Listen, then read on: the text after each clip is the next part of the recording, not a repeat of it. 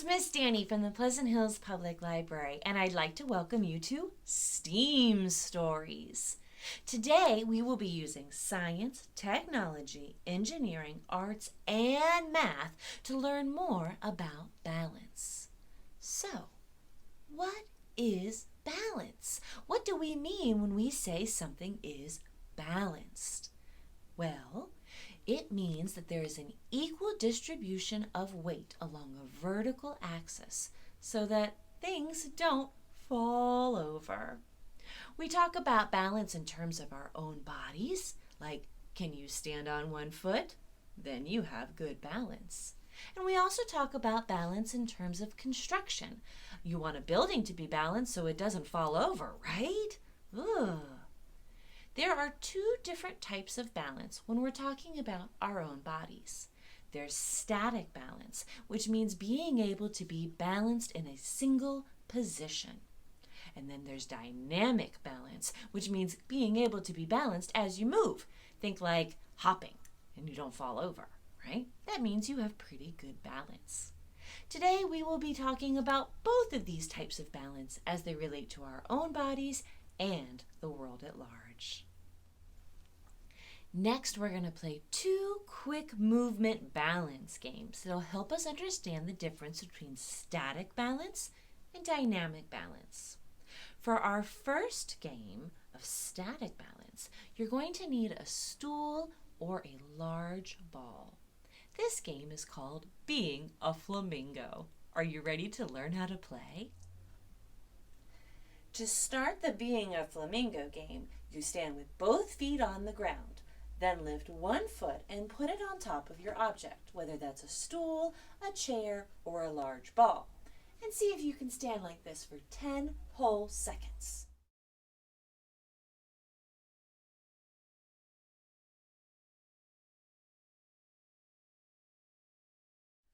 When you're ready to make it a little bit harder, remove the object and stand with your leg in the air.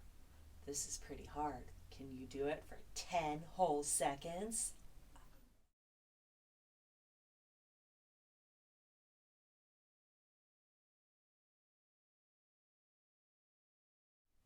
To make it even harder, put your leg up in the air without any support and close your eyes.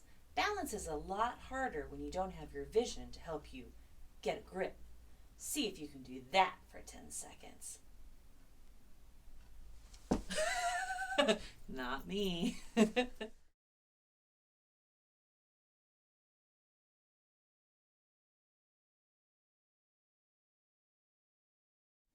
If you can master all of that, then you're ready for the ultimate balance challenge. Stand with one foot up in the air, close your eyes, and have someone toss a small ball or a balloon at you and see if you can hit it with your arms without falling over. Our next game is called Jump the Stream. Use two ribbons like I did here or tape to draw two lines. How far apart they are is up to you. I like using the ribbon because it's easier to move, so you can make the challenge harder by making the stream even wider. Start with it approximately a foot apart and then build and see how far you can jump. The object of this game is to jump over the stream and land on both feet without falling over. Do you think you can do it? Do you think Miss Danny can do it? Let's find out. Ready? 1, 2, 3. I hope you enjoyed our balance games. So the Being a Flamingo game taught us more about static balance, which means being able to hold a position without moving, such as standing on one foot. The Jump the Stream game taught us more about dynamic balance, which means keeping your balance while moving, while jumping in that case. Both of those games taught us about balance in terms of our bodies. But now let's look a little bit more about balance when it comes to construction. It is really important that everything is straight and balanced in construction. A mistake of even an inch can have disastrous results. There are 4 main categories of level tools used in construction. Laser levels, as pictured here, optical levels, water levels, and the most common, spirit or bubble levels. A spirit level has a glass vial filled with alcohol and an air bubble trapped inside. As you move the level around, the air bubble moves. If it is in between those two middle lines, that means the object is level. Perhaps you have a level like this at home. If you do, try holding it up to various objects in your house to test if they are level. And now let's hear a story, friends. This is Room on the Broom, written by Julia Donaldson, illustrated by Axel Scheffler, and read today with permission of Macmillan Publishing and Penguin Random House.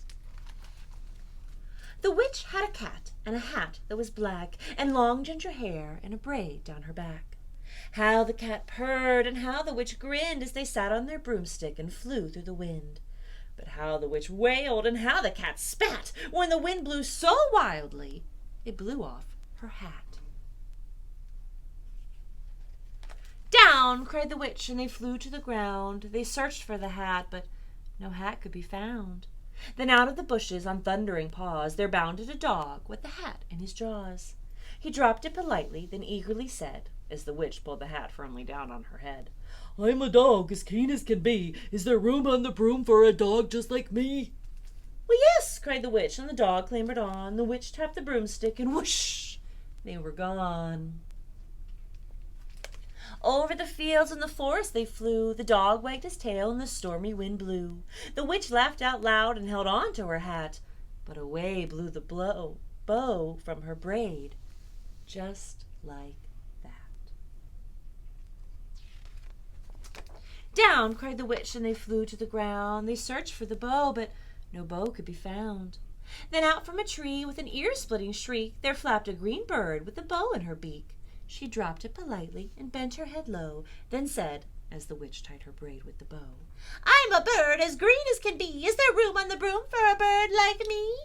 "Well, yes," cried the witch. So the bird fluttered on. The witch tapped the broomstick, and whoosh, they were gone.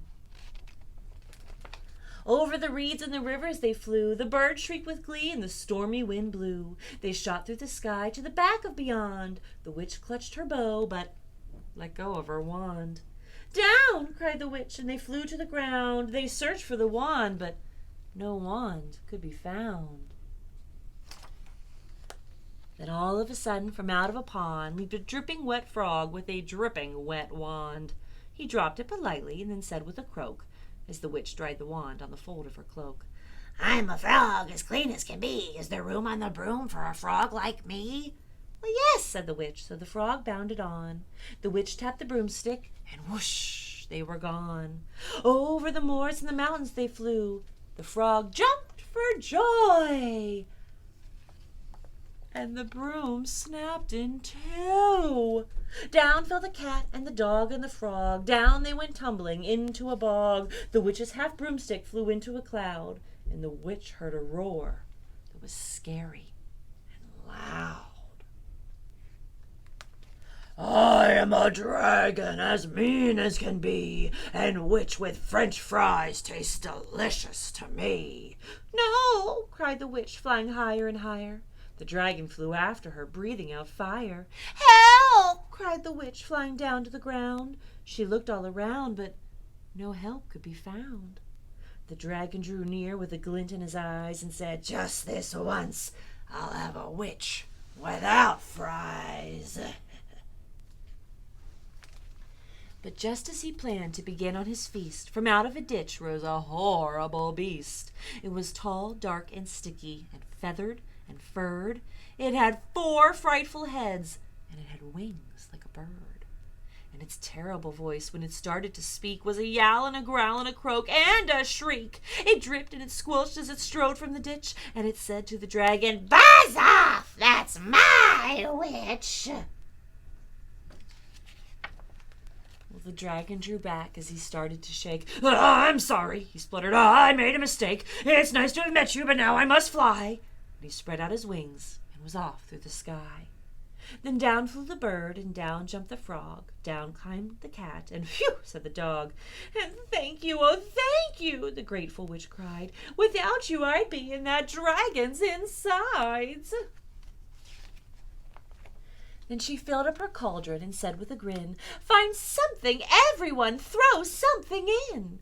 So the frog found a lily, the cat found a cone, the bird found a twig, and the dog found a bone. Then they threw them all in, and the witch stirred them well, and while she was stirring, she muttered a spell. Ickety, zickety, zackety, zoom! Then out rose a truly magnificent broom, with seats for the witch and the cat and the dog, and a nest for the bird, and a pool for the frog. "Yes!" cried the witch, and they all clambered on. The witch tapped the broomstick, and whoosh, they were gone. So in that story, the witch's broom broke because it wasn't balanced. When we added all of the other animals, and the weight of the frog jumping on one side caused the broom to snap in two. Using the ribbon or tape that you used for the game Jump the Stream, there's another fun balance game you can do that'll help you understand a little bit more about maintaining balance on a thin line like the broom. It's called Balance Beam. See if you can walk across the tape or the string without letting your feet slide off the edge. So you put one foot in front of the other, in front of the other, in front of the other. To make it a little more challenging, see if you can do it backwards. Behind, behind, behind. And then even more challenging, and you have to have somebody watch to make sure you do it right, is try it with your eyes closed. Once you've mastered that, you can try doing balance beam out and about in the real world. Try walking up on top of a curb or on a stick, but make sure to do it safely. Now let's hear another fun story about balance. This one's called Balancing Act, written and illustrated by Ellen Stoll-Walsh and read today with permission of Simon & Schuster Publishing. It features two cute little mice and their attempt to build a teeter-totter. Have you ever been on a teeter-totter? It can be kind of fun sometimes. The mice made a teeter-totter. It was fun to balance. One mouse on each end. Ta-da!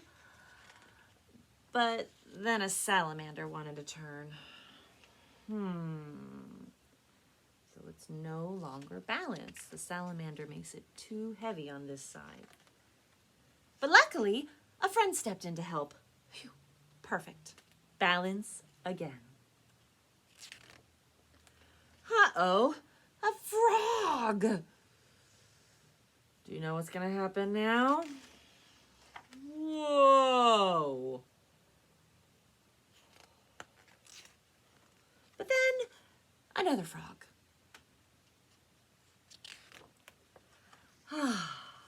Balance once more. Oh no, a bird wants to balance. Now before we turn the page and find out what happens, what do you think is going to happen if a bird lands on this perfectly balanced teeter-totter? Let's see if you're right. Oops! That's not gonna work. Or maybe it will. Ta-da! But not for long. Too many balancers. Broke the stick right in half, just like our witch's broom. Time for everyone to find something else to do. Except the mice. Ta-da! Next, I'd like to talk about a couple of books that you can check out. You can do this by making a browsing appointment. You can call us at 412-655-2424 to schedule your appointment. We've moved all of the new children's materials upstairs, plus there's a holiday display, and I've made a little display of books from all of our virtual programming.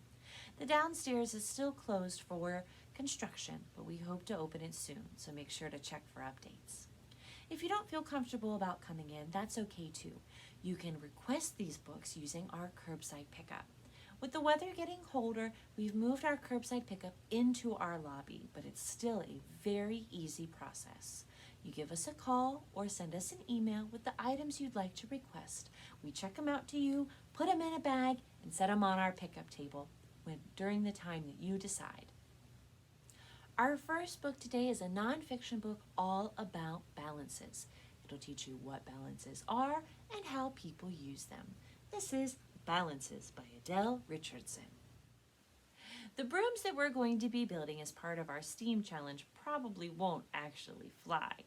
But if you'd like to learn more about how to build vehicles that fly, you'll want to check out these two nonfiction books, Building Vehicles That Fly by Tammy Enns or How to Build Aircraft by Rita Story.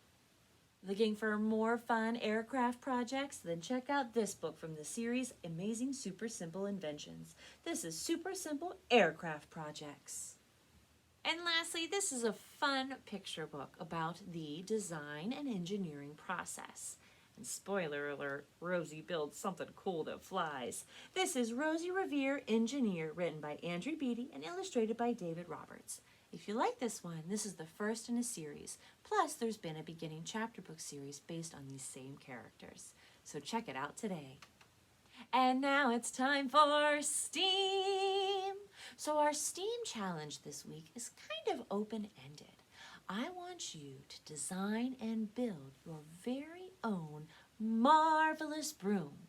So in our title story, Room on the Broom, the witch's broom breaks after the frog jumps on it. But luckily, she has a magic wand and all of the animals and her work together to create a brand new, marvelous broom. So I would like you to use the supplies provided in our take-home kit or any supplies that you may have at home to design and build your own perfectly balanced, marvelous broom. I'm not going to tell you exactly how to build your broom. That's up to you. But I will show you a couple different ways you can use these materials, specifically how to get the characters to stand up. So let's head over to the craft table. In your craft kit, there will be a printout of all the different characters from the Room on the Broom story. If you'd like to use them to test your broom's balance, I'm going to show you an easy way to get them to stand up on their own. The first step is to cut them all out and then get those index cards that are inside the bag. Glue each character onto their own index card. Although the small characters, I did put 2 of them on one, and I'm going to cut that index card in half. Once you have your characters all glued down, it's time to make little strips to help them stand up. I want you to think about paper dolls. If you've ever played with paper dolls before, you know that they have little slits cut into them and little paper folded in half like a triangle that helps them stand up. So for each character, we're going to take our scissors and make little slits on where you want them to stand up.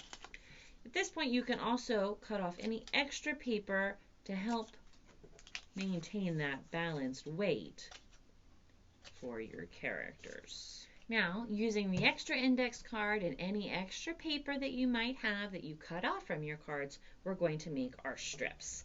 So for our little ones, they don't need to be a full index card. They just need to be big enough. And just like with the characters, you're going to cut little slits in there. Fold it in half. And then put your slits into the slits to get it to stand up. Ta-da!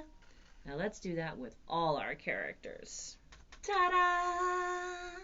Now your characters are ready for any imaginative play you'd like to do and to ride on your magnificent broom. So for your broom, you may use all the materials in the kit, or you might only use a couple, and that's totally fine. We wanted to give you the option of a lot of different building materials so you could just choose what you thought would work best. I used for my broom some popsicle sticks, straws, clothespins, and pipe cleaners. And so now, let's see if my broom is balanced. An easy way to test is to put 2 fingers out, find the middle of your broom, and see if it stays level. So far, so good. Now, let's try putting some characters on. We got the witch. We got the dog. Ooh, my broom's maybe not wide enough for everybody. We'll put the frog over here. Oop, silly frog. Get back up there, frog. All right, so far so good. Where's the cat? Ah! Science is a lot of trial and error. Let's try that again. All right, friends, I reworked my design and I got all the characters to stay balanced on, but let's see if I remove some of my fingers if the broom will stay balanced. Start with the pinky, pointer. We got 2 fingers holding it up. Pretty good, huh? Ooh, a little wobbly.